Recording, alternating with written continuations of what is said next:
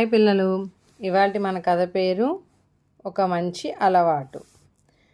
మనము కథను తెలుసుకుందాం, కథలో నీతిని నేర్చుకుందాం. మరి కథలోకి వెళ్ళిపోదామా?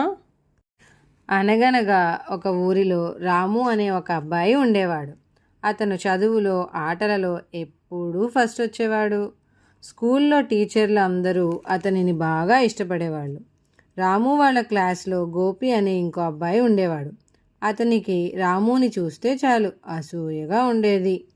రాముని ఏదో విధంగా బాధ పెట్టాలి అని నిర్ణయించుకున్నాడు. ఒకరోజు సాయంత్రం అందరూ ఆడుకునే సమయంలో గోపి రాము స్కూల్ బ్యాగ్ని ఎవరికీ తెలియకుండా ఒక చెట్టు మీద దాచాడు.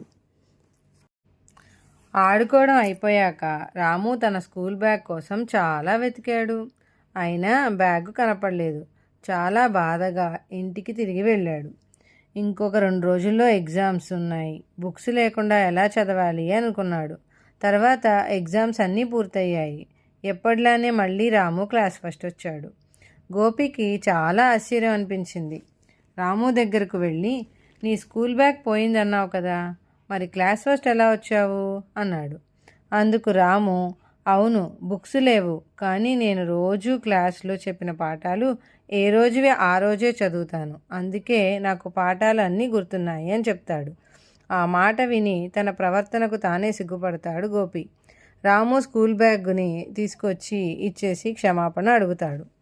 రోజు పాఠాలు సరిగ్గా విని ఏ రోజు పాఠాలు ఆ రోజే చదువుకునే అలవాటును చేసుకుంటే తాను కూడా క్లాస్ ఫస్ట్ వస్తాను అని నిర్ణయించుకున్నాడు. ఈ కథలోని నీతి: కష్టపడే వారిని ఎవ్వరూ చెడగొట్టలేరు. మరి ఈ కథలోని నీతిని వాళ్ళే నేర్చుకుంటారు కదా పిల్లలు. బాయ్.